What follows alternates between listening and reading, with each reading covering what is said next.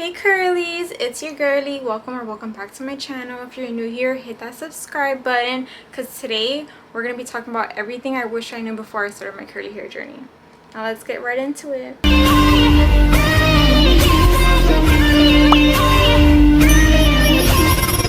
The first thing is you still need to use heat protectant. Yes, if you're diffusing, you still need to use heat protectant. I don't know why, but I thought because I was diffusing, I didn't need heat protectant. I wish someone told me that. I think it's obvious. It's obvious, isn't it? I still wish someone told me that because I don't know, for some reason I thought because I wasn't straightening my hair like actually, you know, and I was just diffusing, it was different and I didn't need heat protectant. But yes, you still need heat protectant because diffusing is still using heat. These are some of the heat protectants that I use and I love. So I'm gonna link them down below in my Amazon storefront. The second thing that I wish I knew before I started my curly hair journey was that you still need to move your hair when you're diffusing. Let's just say I was diffusing my hair right now. I would hold the diffuser like this and not move like at all. I would be a statue like this. I would not move at all because I thought if I move, I would make my hair be frizzy and make them less defined, but that is not true. Please move your head around when you're diffusing. For example, I'll insert some clips as an example of what I'm talking about so you guys can see, but please move your head around. Don't stay like a statue because that's not going to give you volume. So for the third thing, less is more. In the beginning of my curly hair journey, I would load products onto my hair. Like, I don't know why, but I thought the more product that I put onto my hair, the more defined it was going to be, the more beautiful it was going to turn out, but that is not true. Always go little by little and put a tiny bit amount, and if you need more, you can always add on later, but don't start off putting a bunch of product into your hair. It's going to weigh your hair down. Your curls are not going to look good. It's not going to be good. And I wish someone told me this because I didn't know how much product to put in my hair. I really did not. Like, how are you supposed to know? Like, do you put like this much? Do you put this much? And that's what we're gonna get into next. So the next thing I wish I knew before I started my curly hair journey was my hair's porosity.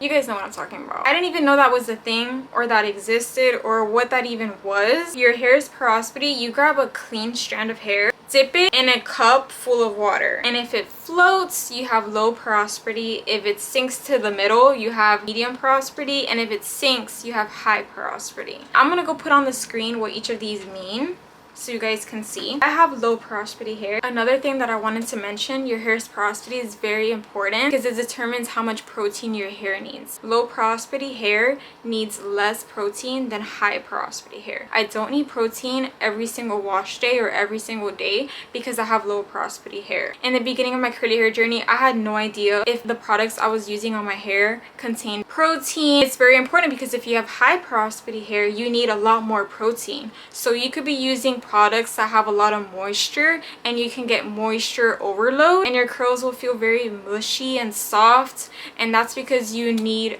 protein. Another thing that I wish I knew before I started my curly hair journey was mixing products before putting them on your hair. So let's just say I get one brand of hair products and then another brand. So let's just say, for example, I use the Rizos Curls leave-in and then I use the Huida gel.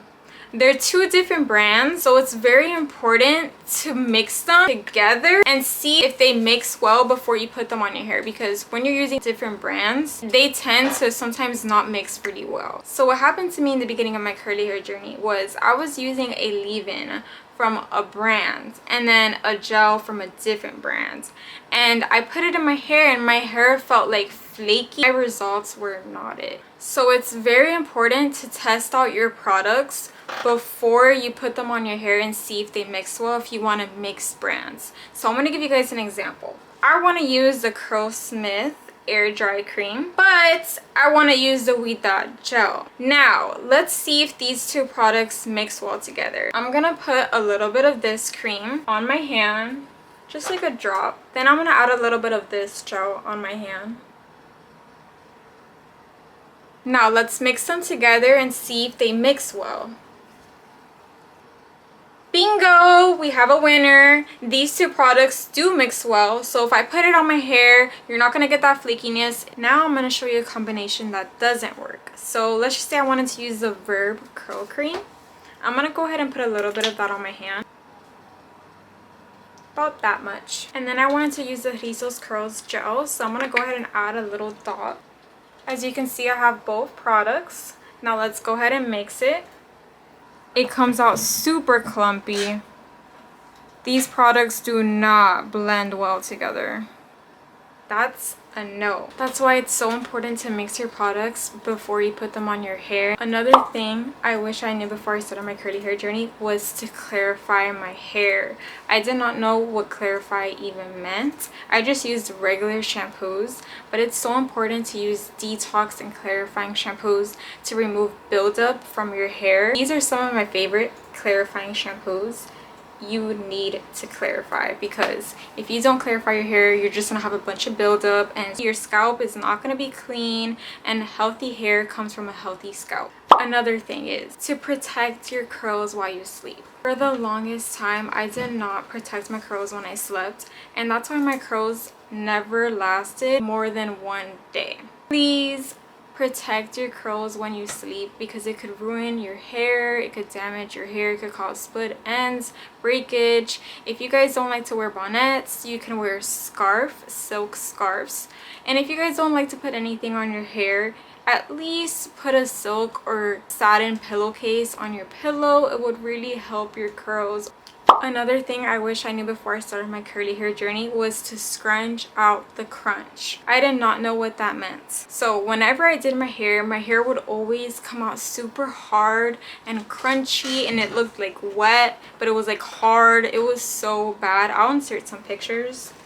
It was so bad. I didn't know what scrunching out the crunch meant, and I really wish I did, because it was just awful. So scrunching out the crunch means when you put gel in your hair, it gives you that hold and it gives you that hard cast over your hair. So scrunching out the crunch is you get an oil and you just go over your hair and scrunch out the hard crunchiness, and that will give you soft curls. I did not know that. I thought you just put the gel and that's it. No scrunching, no oil, no nothing, and that's why my curls were always super hard and crunchy. Scrunch out the crunch. Another thing I wish I knew before I started my curly hair journey was to not compare yourself. I always compared myself to other people's curls, like, her curls are so pretty, why are mine not like that?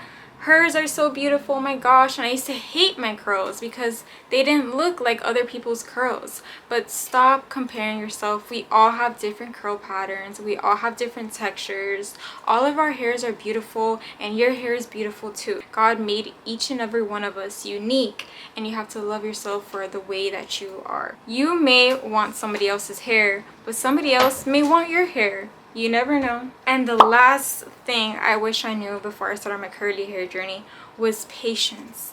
Please have patience. I wish I had patience, because I wanted my hair to look like this, how it looks right now, right when I started my curly hair journey. It takes time for your hair to look like this, a lot of effort, a lot of patience. So you need to have patience. When I first started my curly hair journey, I'll insert some pictures.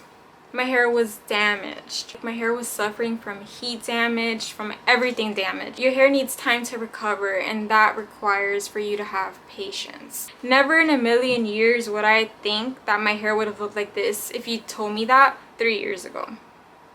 Never would have I believed you. Have patience. It will be worth it. And that's it. If you guys enjoyed this video, make sure you subscribe down below, and I love you guys.